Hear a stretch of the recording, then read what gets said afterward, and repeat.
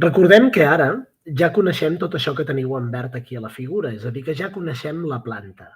Recordeu que el driver és aquell circuit elèctric, electrònic, que el que fa és prendre energia de la xarxa elèctrica i a través del senyal de control és capaç d'alimentar convenientment l'actuador, que per exemple en el cas del laboratori podria ser la bomba que impulsa l'aigua del tanc inferior al superior i que converteix aquesta potència elèctrica que repen aquí a un cabal impulsat per aquesta bomba. La planta seria el sistema de dos tancs, on ens fixem amb la seva variable de sortida d'interès, que seria el nivell d'aigua al tanc superior. Aquí tenim el sensor, que és aquell aparell de color blau que teniu en el laboratori i que converteix el nivell en centímetres, aquí tindríem el nivell en centímetres, el converteix a un nivell en volts. Què pot passar?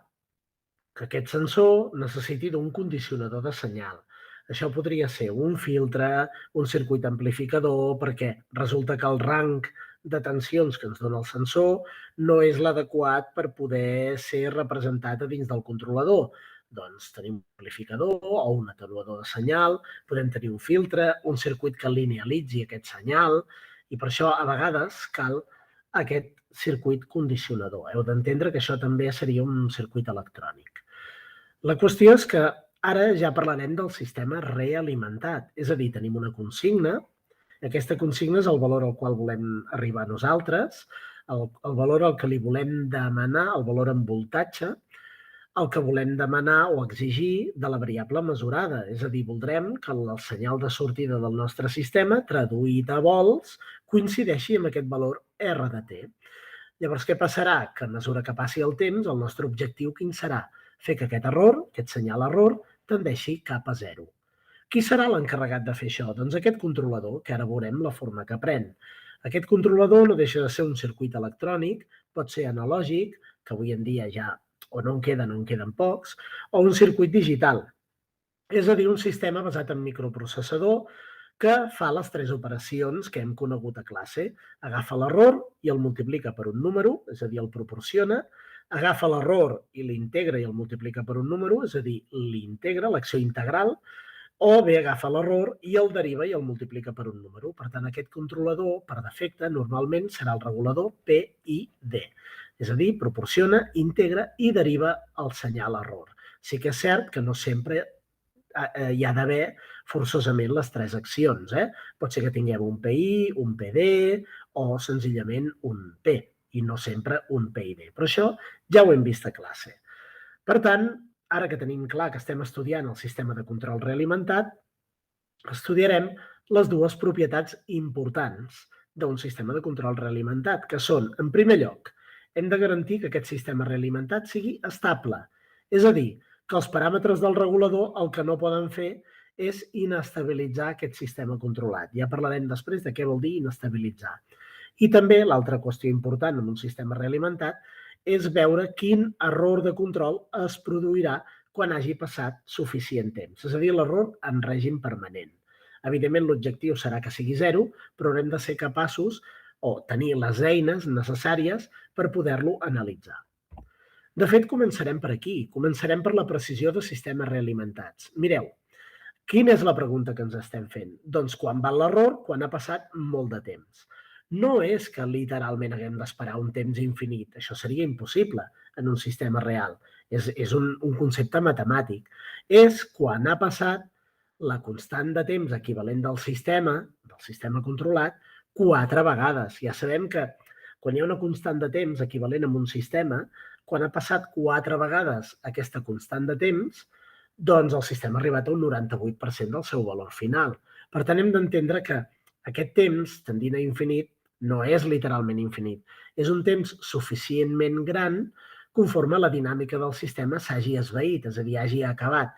I estiguem parlant de règim permanent. Doncs ja que parlem de règim permanent, hem de parlar del teorema del valor final de la transformada de Laplace. Fixeu-vos que nosaltres, a classe, sempre hem determinat el comportament d'un sistema de control automàtic en el domini transformat de Laplace. Veieu? Aquí tenim el controlador, la seva funció de transferència, veieu que li entra l'error i li surt l'acció de control, veiem aquí la nostra planta, aquest és el procés que hem de controlar, i aquesta és la realimentació. Moltes vegades veurem que aquesta realimentació queda absorbida, aquest guany H de S, queda absorbit aquí a la funció de transferència i a la realimentació hi ha un 1, és realimentació unitària. Això no vol dir que no hi sigui, vol dir que senzillament el sensor, és a dir, Y de S, ja incorpora la mesura de la variable del procés traduïda a voltatge. Per tant, el sensor quedaria inclòs a dins de G de S. Però no ens avancem. De forma general tenim el controlador, la planta i la realimentació i distribuïts en aquesta forma en un sistema de control realimentat. Dit això, doncs ja que volem saber l'error quan ha passat molt de temps, ho tenim fàcil, apliquem el teorema del valor final. És a dir, per saber l'error en el domini temporal quan ha passat molt de temps, això és equivalent a fer el límit quan l'S tendeix a 0 de S que multiplica a l'error en el domini transformat. Clar, no tenim una expressió de l'error en el domini transformat, però la podem deduir arran d'aquest sistema realimentat. Muntant 4 equacions, a classe hem vist que aquest error, que precisament, fixeu-vos que aquest error és igual a la diferència entre la R de S, la consigna, i el que li arriba per aquí per la realimentació. Muntant 4 equacions, que ja dic les hem demostrat a classe, acabem amb la conclusió de que l'error en el domini de Laplace és igual a la referència, el senyal de referència, és a dir, el senyal aquest de consigna, multiplicat per una funció de transferència, que fixeu-vos que aquesta funció de transferència és 1 dividit per 1 més el controlador per la planta, per la realimentació. Això d'aquí té un nom i es diu cadena oberta. Què vol dir? Vol dir que agafem des d'aquí d'on hi ha l'error fins aquí on acaba la realimentació, és a dir, des d'aquí fins aquí, i mirem tot el que hi ha dins. Fixeu-vos que jo travesso el controlador, G de S, que és la planta, i la realimentació. I faig el producte de tot junt. Podem concloure que l'error, quan ha passat molt de temps, és igual al límit quan l'S tendeix a 0 de S que multiplica aquesta expressió que acabem de trobar de l'error en el domini de Laplace. És a dir, aquesta funció de transferència multiplicada pel senyal de referència. Ja hem vist a classe que en funció d'entrades tipus graó o en funció d'entrades tipus rampa, en el cas del graó amb una amplitud genèrica A, com podeu veure aquí, aquí teniu la transformada del graó, que és A partit per S, senzillament el que hem fet ha sigut agafar la referència i posar-hi la transformada de Laplace de la consigna, la referència, de la consigna que hi estem aplicant. En el cas d'un graó és A partit per S. Per això, aquest quocient d'aquí se l'ha multiplicat per A partit per S. De fet, després de les simplificacions que ja hem vist a classe, veiem que aquest error en règim permanent quan l'entrada és un graó, és a dir, quan la consigna al sistema realimentat és un graó, és precisament l'amplitud d'aquest graó dividit per 1 més i un límit. El límit quan l'S tendeix a 0 de què? Del producte del controlador per la planta, per la realimentació. I això recordem que té un nom i es diu cadena oberta. Llavors, aquesta cadena oberta implica recollir tot el que hi ha des del senyal error fins al final de la realimentació. I recordem que es troba el controlador, la planta i la realimentació. Tornem al diagrama anterior. Fixeu-vos que des d'aquí segueixo caminant fins aquí, tot el que em trobo pel mig. I és el controlador per la planta, per la realimentació. Bé, incidirem més tard. Llavors, per al cas d'una rampa, fixeu-vos que ara la rampa no és, la seva transformada no és A dividit per S, sinó que és P dividit per S quadrat, on P és el pendent d'aquesta rampa. Llavors, fixeu-vos que l'únic que he fet ha sigut agafar la R de S i substituir-li per la transformada d'una rampa. I en aquest cas és P partit per S quadrat. Doncs una S d'aquí es cancela amb una S d'aquí, després de 4 simplificacions, acabem que l'error en règim permanent quan l'entrada és una rampa de pendent genèric P, doncs és aquest pendent, precisament, el tenim aquí al numerador, dividit per aquest límit. Observareu que aquest límit, quan l'S tendeix a 0, és també de la cadena oberta, aquí la teniu, però ara multiplicada per S, aquí la tenim.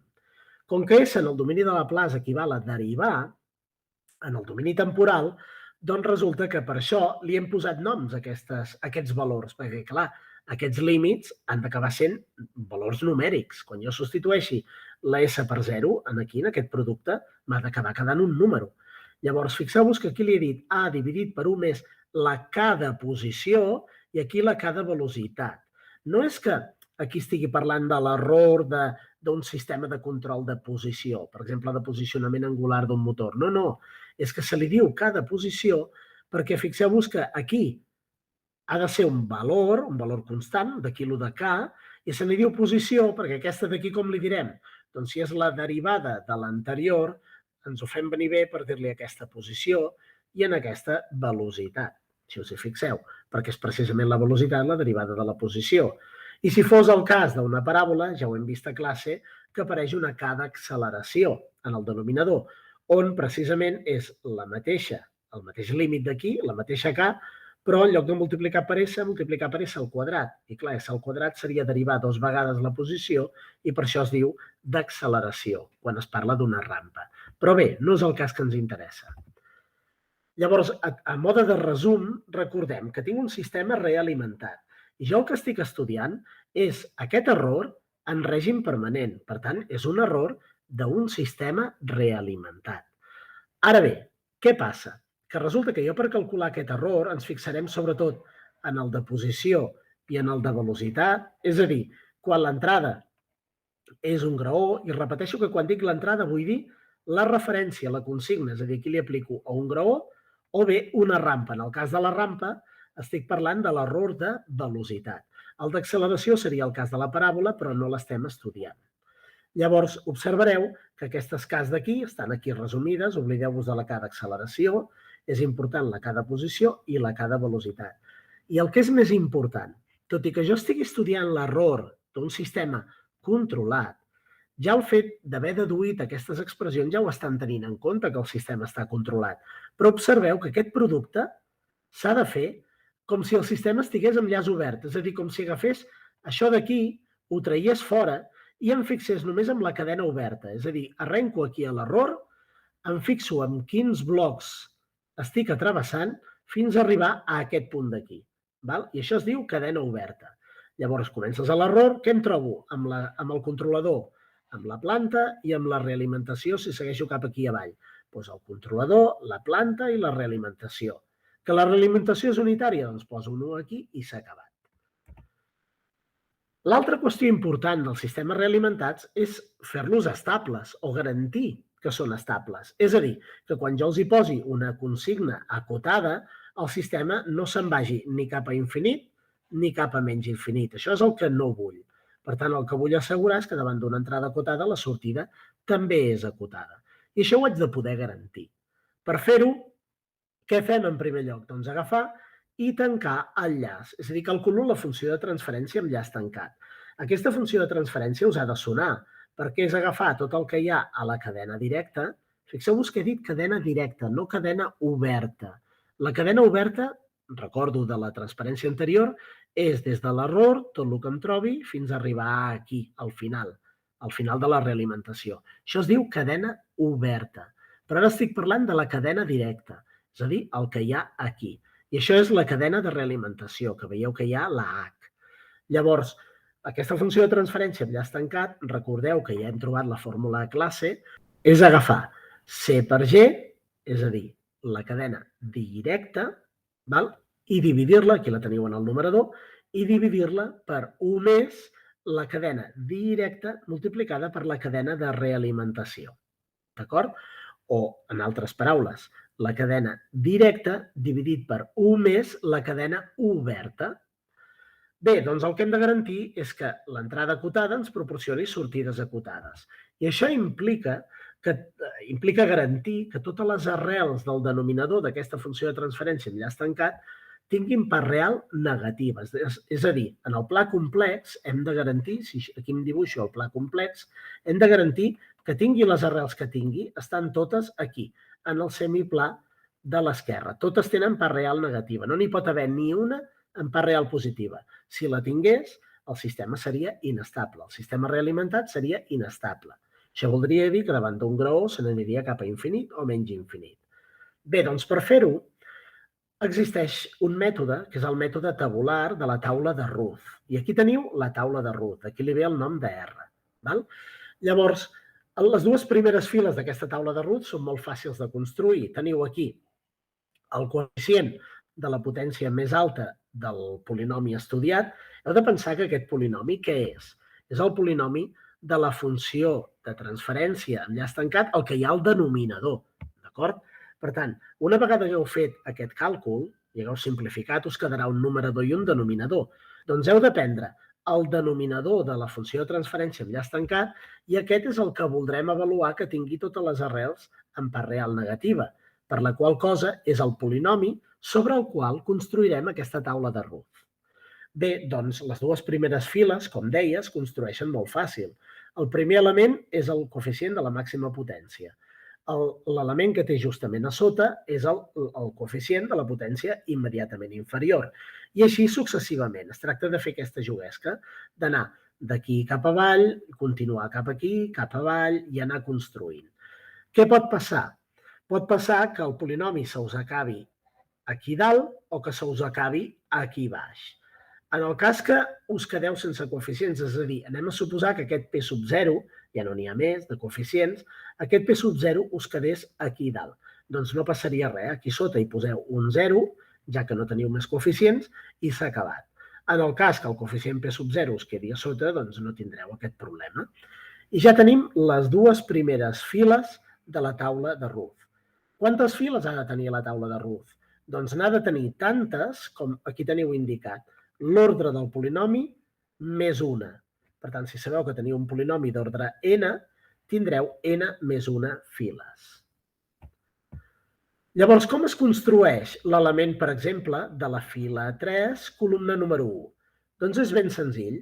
Consisteix en agafar i prendre els dos elements de les files anteriors. Sempre que vulgueu calcular l'element d'una fila, ja sigui el 3.1, el 3.2, el 3.3, us heu de fixar en els elements de les dues files anteriors. Per exemple, si jo estigués estudiant el de la 4.1, m'hauria de fixar en l'element de la fila 3 i en el de la fila 2. D'acord? Per tant, sempre que estigueu calculant elements d'una fila, intervindran en el càlcul, en el còmput, elements de les dues files anteriors. Llavors, dit això, com construïm l'element 3.1 de la taula de Ruth? Doncs heu d'agafar els elements de les dues files anteriors i primera columna, és a dir, aquests dos d'aquí. Després heu d'agafar els elements de les dues files anteriors, però a la columna que us trobeu més 1.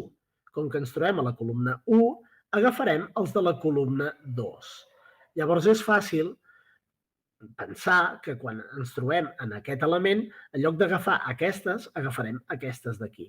Però no ens avancem, ja ho veurem després. Llavors, què fem amb aquests quatre elements? Molt fàcil. Construïm un determinant, d'acord? I amb aquest determinant el calculem i el canviem de signe.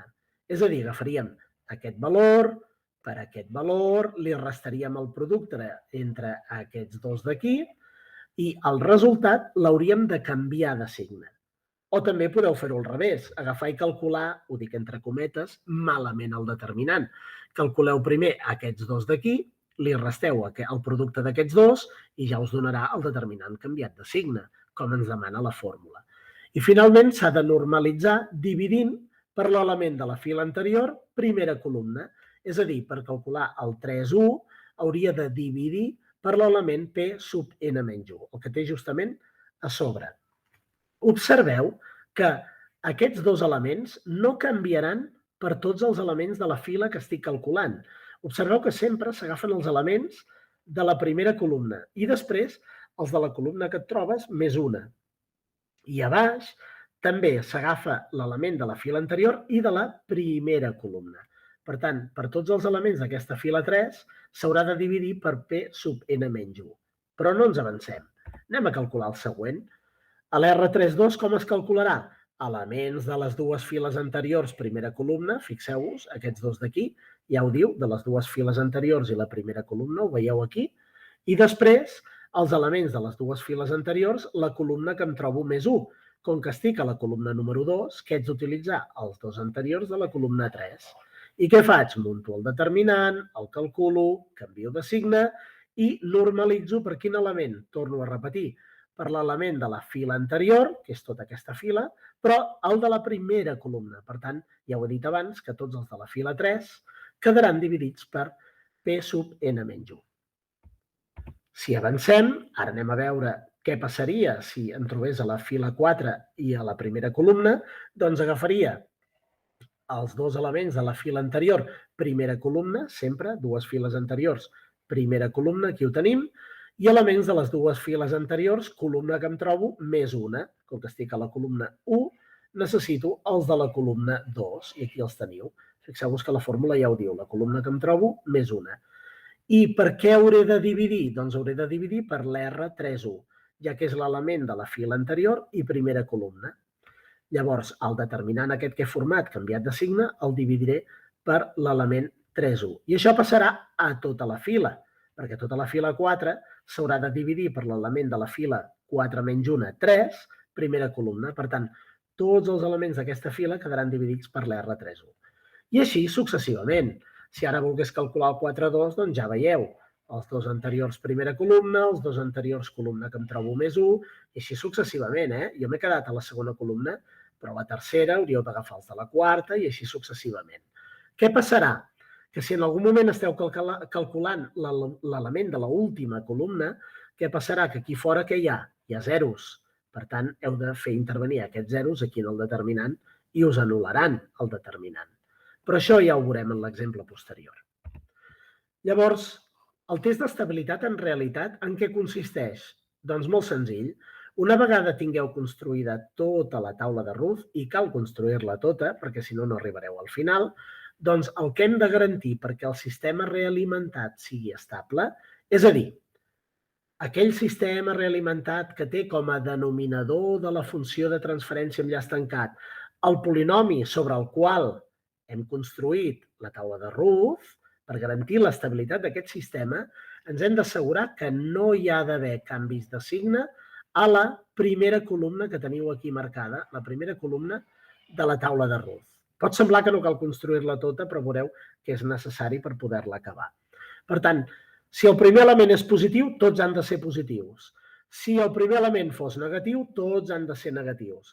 Si em permeteu un consell, en cas que el primer element sigui negatiu, en un polinomi, el coeficient de la màxima potència sigui negatiu, jo multiplicaria tot el polinomi per menys 1, perquè així et serà més fàcil manipular coeficients positius, d'acord? Però bé, en realitat el que no hi ha d'haver són canvis de signe, o tots positius o tots negatius.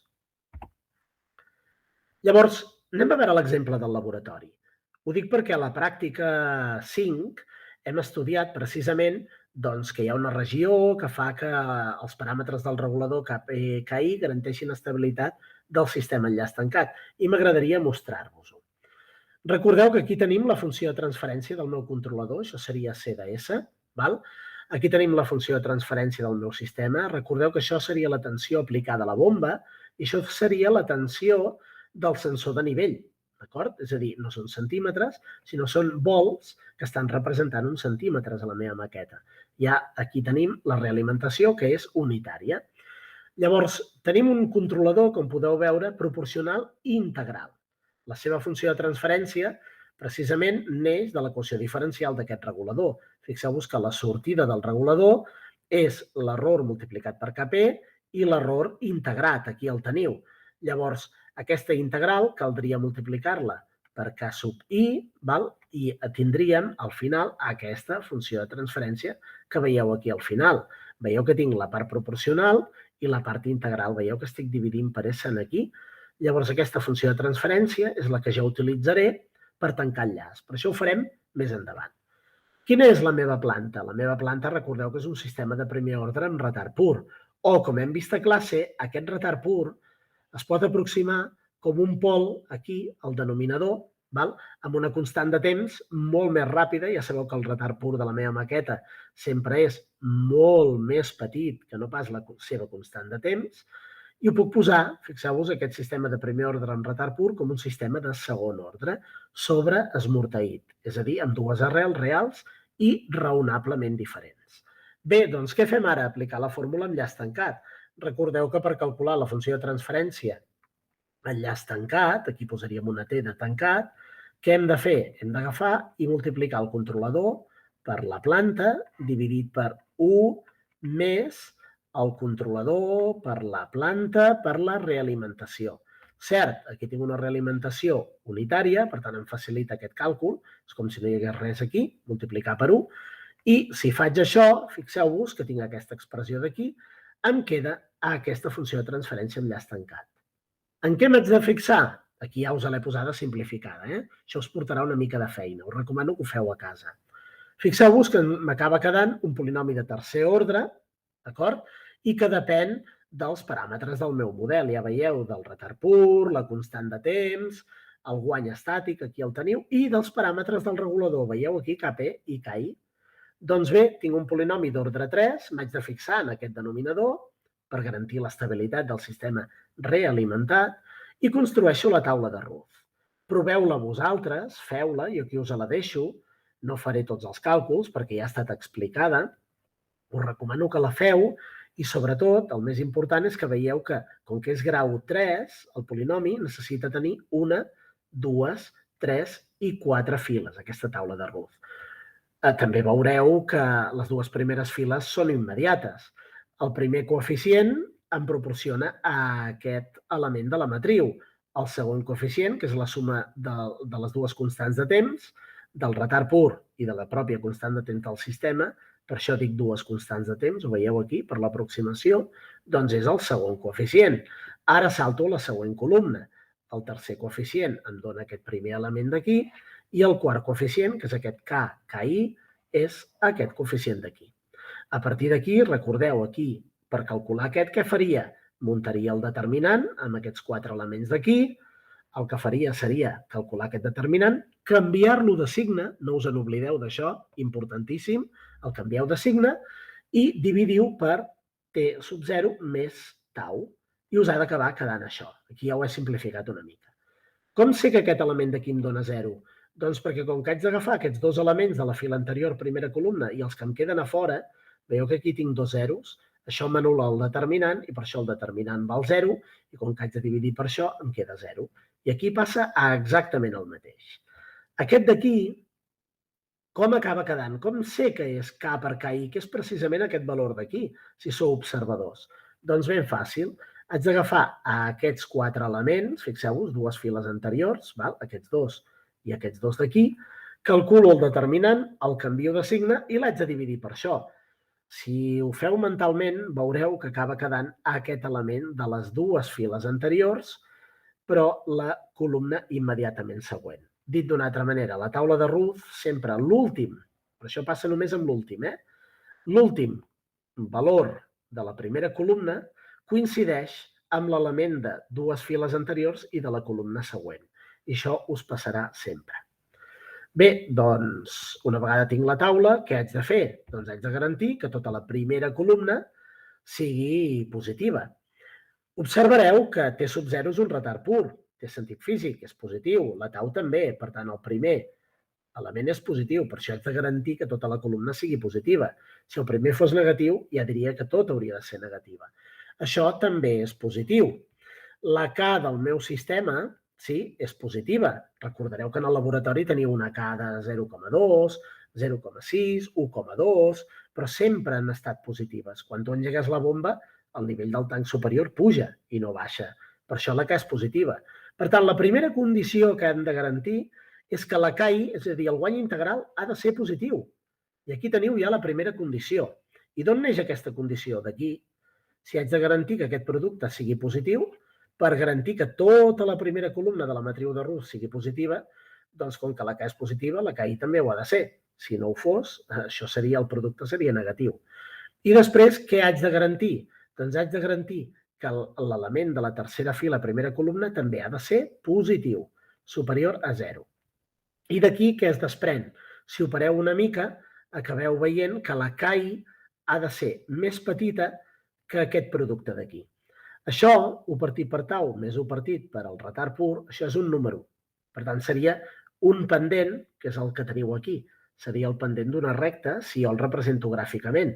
A l'eix d'abscisses poso la Kp, a l'eix d'ordenades poso la Ki, és a dir, guany proporcional, guany integral, i la regió estable, què ha de ser?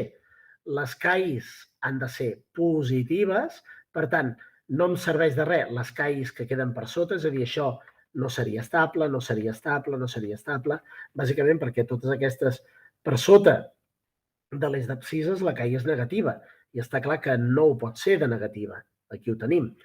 I llavors, com que el que estic fent és representar aquesta recta, observeu, aquesta recta té aquest pendent, això és un número, d'acord, que fins i tot l'hem calculat al laboratori, us l'he fet calcular, doncs aquí teniu el pendent d'aquesta recta i a quin lloc talla per 0? A menys 1 dividit per K, ja que això es fa 0 quan Kp, que és la variable independent de l'eix d'abscisses, quan Kp val menys 1 partit per K.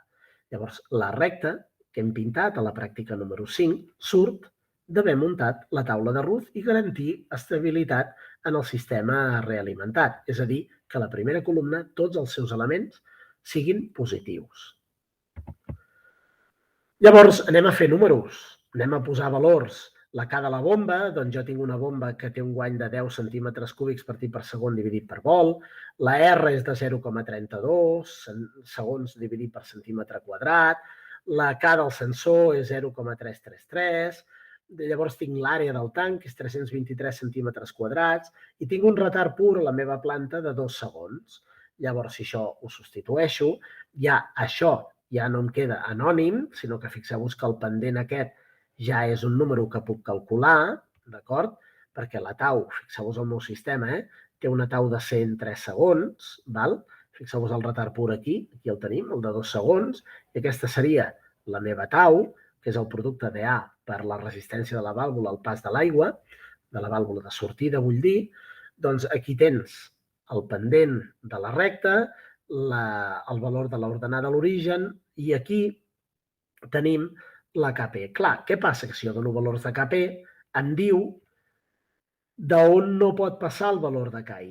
Observeu, si jo agafo la Kp i li poso 10 en aquí, quedaria 10 més 0,94, 10,94, multiplicat per això, la Ki no hauria de superar aquest valor d'aquí. De fet, ni tan sols hauria de ser igual, perquè observareu que la desigualtat és estricta, no pot ni ser igual.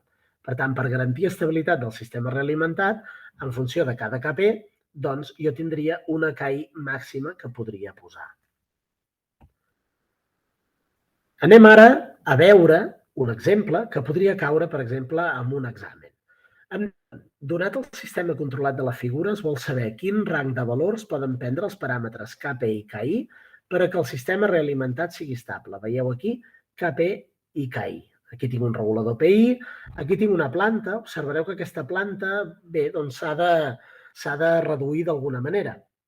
Perquè, clar, no em donen una única funció de transferència, sinó que hi ha una realimentació aniuada a dins de la realimentació grossa on hi ha el controlador. Però això ja ens en preocuparem després. Observareu que ens demanen que el sistema realimentat sigui estable. Com que ens demanen el sistema realimentat sigui estable, haurem de tancar el llaç i, una vegada el tinguem tancat, el polinomi denominador, haurem d'agafar aquest polinomi denominador i muntar la matriu de Ruth i a partir d'aquesta matriu de Ruth doncs avaluar que la primera, o assegurar-nos que la primera columna d'aquesta matriu sigui tota ella del mateix signe. Bé, doncs per fer això haurem de començar simplificant, com us deia, aquest llaç intern d'aquí. Per tant, anem a veure com se simplifica. Aquest llaç intern d'aquí el que faria seria assumir que això és una G, això és una realimentació H, i aplicaria aquella fórmula de G partit per U més G per H que hem vist a classe. Llavors això acabarà quedant una funció G que li diré G sub I d'interna, per exemple. Això d'aquí seria la meva GI. I aquesta GI ja us la dono resolta, la feu vosaltres, per veure si us en sortiu, i ja em queda la meva planta. Ara ja no tinc aquesta realimentació interna. Ara ja tinc la planta simplificada.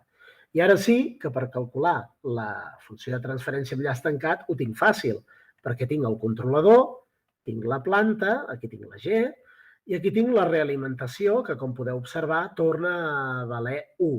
No té per què valer 1 sempre. Per tant, per calcular la funció de transferència amb llaç tancat, ara hauré de tornar a aplicar aquesta expressió, però incorporant ara que hi ha un controlador. És a dir, El que abans era una sola G, ara hi ha el producte C per G. Per tant, per tancar el llaç de tot el sistema realimentat serà C per G, faig aquest producte, dividit per 1 més C per G i per H. Haureu observat que durant tota l'explicació i quan escric no poso que tot depèn de S, però depèn de S. Entesos? M'estalvio les S per fer l'explicació una mica més àgil, però totes les funcions que apareixen aquí depenen de S. De fet, ja es veu que en depenen de S. Llavors, si aplico a aquest sistema, o sigui, aquesta fórmula sobre el sistema amb llaç tancat, m'acaba quedant aquesta funció de transferència, que com podeu veure és d'ordre 3. I això què significarà? Que si haig de construir la matriu de Ruth, doncs aquesta matriu de Ruth haurà de tenir 4 files. Doncs anem-la a construir. Aquí tenim la funció de transferència amb llaç tancat i què faré? Començarem a construir, doncs, aquesta matriu de Ruth. Per fer-la, sé que ha de tenir, doncs, aquestes 4 files. Començarem i al principi ha de tenir un 2. Aquí el teniu, he agafat aquest 2 i me l'he posat aquí. Agafo el 6, me'l poso a sota, un 6. Ara tinc 7,5 més 9 KP, doncs m'ho apunto aquí, 7,5 més aquest 9 KP. I ara a sota tinc el 9 KI, i ja puc tancar. Per tant, em quedarà per calcular aquest d'aquí i aquest d'aquí. Aquests dos no cal ni que els calculi perquè donaran 0 i 0. Crec que amb el que he explicat abans era fàcil deduir-ho, ja que a fora de la matriu hi tinc zeros, aquí en tinc un i aquí en tinc un altre, i quan vulgui muntar el determinant per calcular aquest entre aquests dos i aquests dos, al tenir una columna de zeros, doncs quedarà el determinant 0. 0 dividit per 6 donarà 0.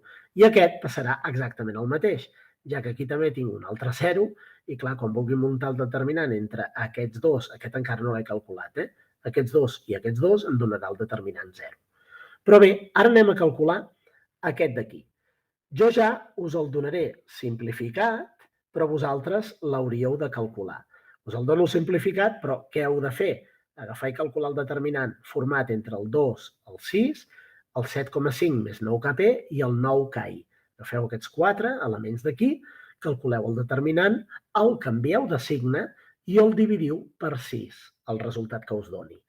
Llavors, jo ja ho he fet i em donaria 7,5 més 9KP, ho comproveu vosaltres, menys 3 vegades KI. Aquí ho tinc. I al final, l'últim element, recordeu que no cal ni calcular-lo, perquè és el de 2 files anteriors i la columna que tinc més una. Per tant, és aquest 9 vegades KI. Doncs bé, haig de garantir que tots els elements de la primera columna tinguin el mateix signe. Com que el primer és positiu, tots hauran de ser positius. Llavors el 2 ho és, el 6 ho és. Què passaria, per exemple, si el 6 fos negatiu? Doncs que per molt que jo posi condicions sobre KP i KI, el sistema sí o sí, realimentat, serà inestable. No podré fer-hi res, perquè ja hi hauria un canvi de signe aquí. D'acord? Però en aquest cas això no passa. Llavors haig de donar les condicions per KP i KI perquè el sistema realimentat sigui estable. Per començar, doncs, ben fàcil. Tinc que la KI ha de ser positiva. Com ho sé això? Fàcil. Si aquest element d'aquí ha de ser positiu i el 9 és positiu, no hi ha més remei que la KI també ha de ser positiva. I d'aquesta expressió d'aquí, de la segona, si la simplifiqueu, com que 7,5 més 9KP menys 3KI ha de ser positiu, acabarà quedant que la KI, ho podeu provar vosaltres, ha de ser més petita que 2,5 més 3KP. Més 3KP. I aquestes dues condicions s'han de complir les dues, perquè d'aquesta manera és l'única forma que la primera columna sigui tota del mateix signe positiu. Llavors, què vol dir aquestes dues condicions? Mira, ho podem pintar aquí. Puc agafar i dibuixar uns eixos, més o menys. Aquí dibuixo uns eixos, li poso la KP, aquí tenim la KP, aquí tenim el 2,5, que és l'ordenada de l'origen, la veieu? El 2,5. Això seria un 2,5, val? I llavors hauria de traçar una recta i aquesta recta hauria de tenir un pendent de 3. Ja que tinc, veieu, 3kp més 2,5. Per tant, aquesta seria la recta frontera. I quines són les condicions? Les condicions són, per començar, com que aquest eix d'aquí, l'eix vertical, és KI, aquí el tenim, doncs per començar, KI ha de ser positiva. Per tant, m'hauria de mirar totes aquelles KIs que quedin per sobre de l'eix d'abscisses. Per tant, perfecte, res que quedi per aquí sota. I alhora, també, tot allò que quedi per sota d'aquesta recta d'aquí. I qui compleix aquestes condicions? Doncs tota aquesta regió d'aquí.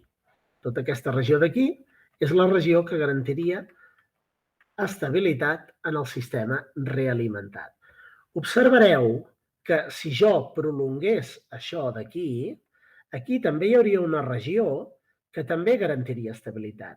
El que passa que no m'agrada, tot i que matemàticament és cert, perquè fixeu-vos que les condicions és que hi ha de ser positiva i KP per 3 més 2,5 és una recta que m'està delimitant la cota superior que pot valer la KI.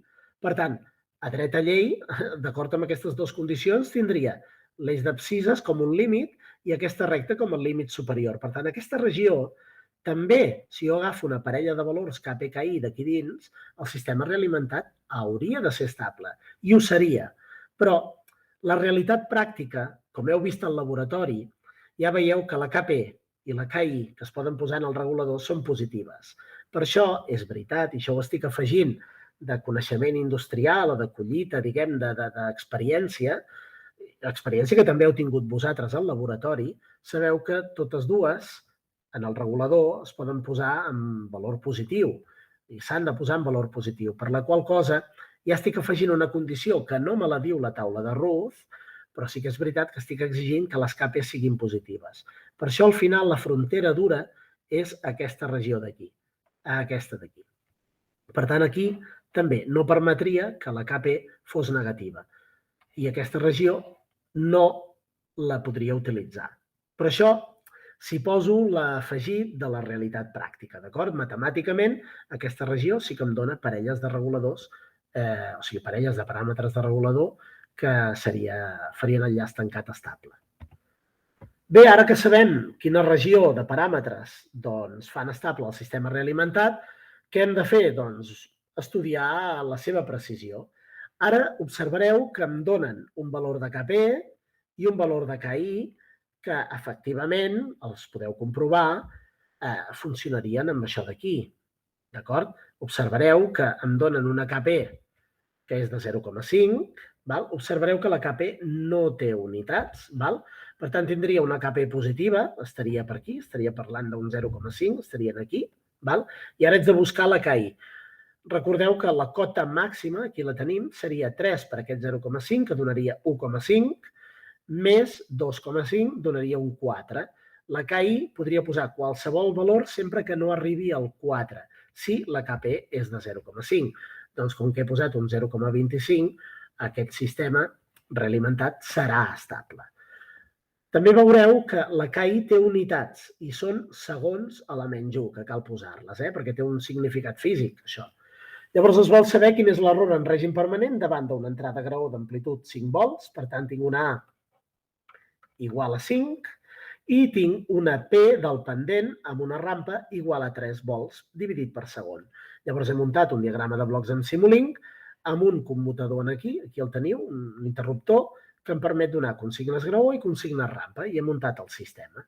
Llavors anem a estudiar la precisió del sistema realimentat.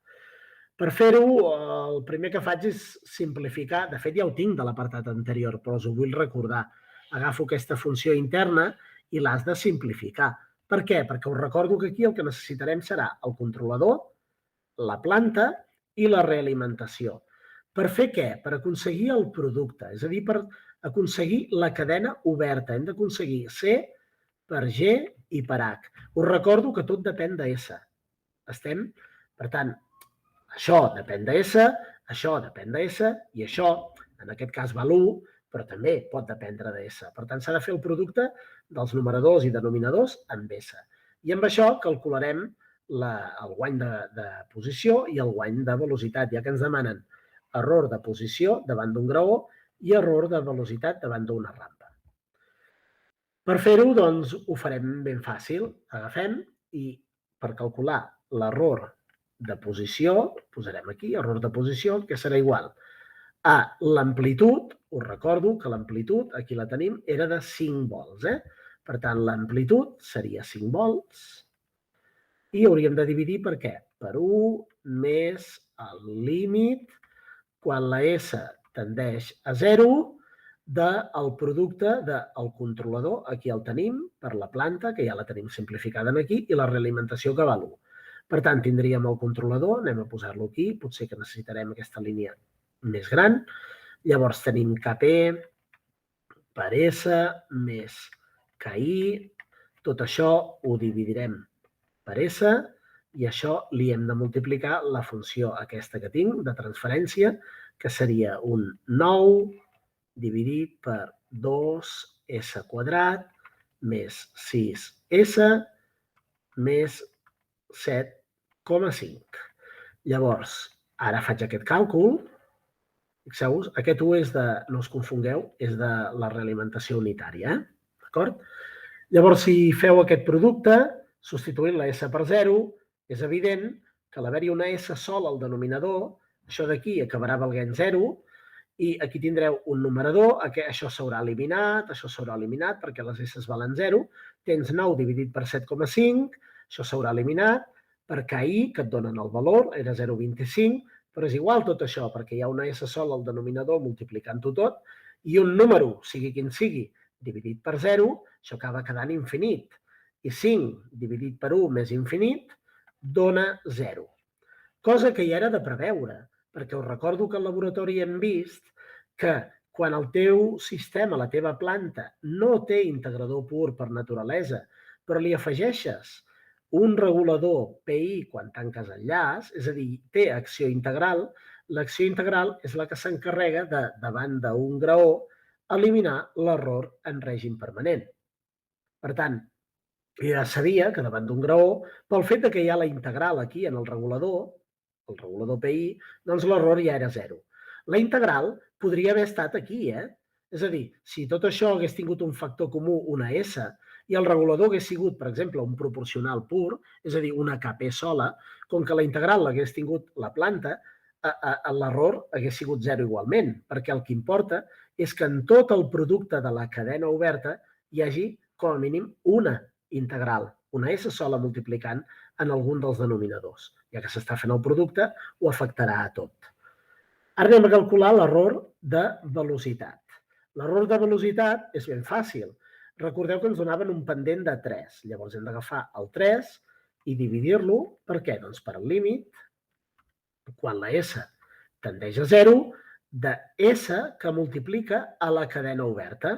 I la cadena oberta què és? El controlador, vaig a posar-lo aquí, que és Kp per S més Ki dividit per S, i això que em multiplicarà a la meva planta, 9 partit per 2s quadrat més 6s més 7,5, d'acord?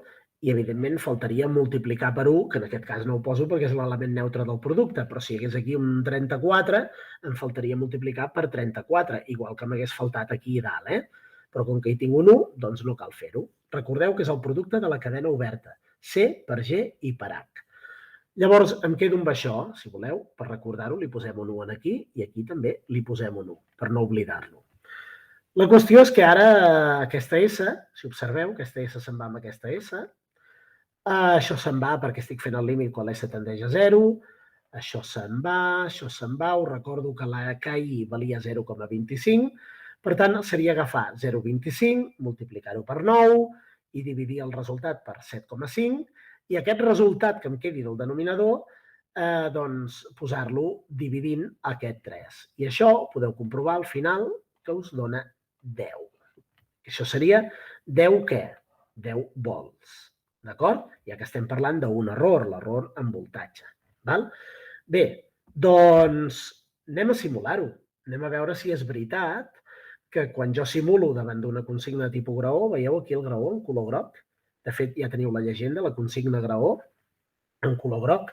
Veieu que l'error, com que hi ha un regulador PI, l'error hauria de tendir a 0 i, efectivament, l'error de control en color vermell tendeix cap a 0. Llavors, l'acció de control, doncs, és la que toca. De fet, és un simulador, no m'he preocupat, no he fet antitransformades, però el simulador em diu que és això, i veieu que la variable del procés, és a dir, la resposta del meu sistema, efectivament, assoleix la consigna, ja que l'error veieu que s'està tendint a 0, fàcilment. Llavors, permeteu-me l'incís, aquí us faré una petita pregunta d'examen, i és, si a mi em preguntessin quant val el guany estàtic del procés de la planta, de la funció de transferència que pretenc controlar, m'explicaré. Si em pregunten quant val el guany d'aquesta G, d'acord? La veieu aquí? El podria calcular el guany estàtic? Fixeu-vos que el guany estàtic és la relació que hi ha entre aquest terme independent d'aquí i aquest terme independent d'aquí, ja que el guany estàtic és quan les derivades s'han anul·lat, és a dir, quan les S s'han anul·lat. I seria 9 partit per 7,5. És un valor més gran que la unitat, aquesta K. I aquí ja ho podia saber, perquè quan tu pintes en un diagrama la teva funció de transferència de la planta que vols controlar, aquí tens la sortida, aquesta sortida que es compararà amb la consigna, etc. I aquí tens l'acció de control. Quina és l'acció de control? La blava. I quina és la sortida de la meva planta? La verda. Fixa't que si l'entrada està per sota de la verda, vol dir que aquest sistema en règim permanent amplifica. Per tant, vol dir que aquesta K té un valor més gran que la unitat. D'acord? És un valor segur més gran que la unitat.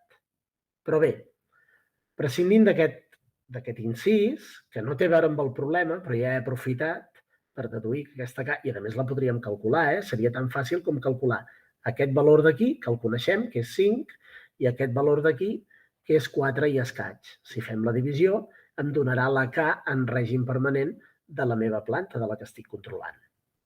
Però recordem que també havíem demanat l'error davant d'una rampa. Una rampa de pendent 3, us recordo. Doncs aquí tenim la consigna rampa, la veieu? La consigna rampa és aquesta groga d'aquí, que de fet als 20 segons, com veieu aquí, als 20 segons, arriba a un valor de 60, perquè comença al 0 i com que té un pendent 3, 3 per 20 no falla, doncs aquí tenim el valor de 60. Bé, dit això, el que he fet ha sigut mirar la resposta. Si veieu aquí, aquí tinc la variable del procés, i veieu que la variable del procés, després d'un transitori, aquí, després d'un transitori, arriba a ser paral·lela, aquí la teniu, paral·lela amb la consigna. I no ho diríeu mai. Aquesta distància que les separa, des que s'arriba aquí a les dues rectes a ser paral·leles, aquesta distància té una mesura de 10. I com ho he pogut comprovar? Doncs fàcil, he posat el cursor, com veieu aquí, el cursor 1, el veieu que l'he posat a 20 segons, on la consigna, recordo que és de 60, i el sistema, als 20 segons, ha arribat a 50. Bé, diu 50,15, són qüestions numèriques, però és 50. I 60 menys 50 dona aquest 10. I aquest 10 es perpetuarà pels segles dels segles. I com ho sé jo? Perquè jo ja he calculat l'error de velocitat i que val 10, que és constant. És a dir, que per molt temps que passi, les dues rectes aniran paral·leles. La consigna, en color groc, i en verd, la variable del procés. Llavors, què hagués passat si, per exemple, hagués donat infinit? Doncs fàcil, que la consigna hagués seguit el seu curs i la variable del procés, en lloc d'acabar sent paral·lela, doncs tindria un valor que s'aniria allunyant cada vegada més, és a dir, no tindrien el mateix pendent. I a l'allunyar-se cada vegada més, aquest error, tard o d'hora, acaba sent infinit.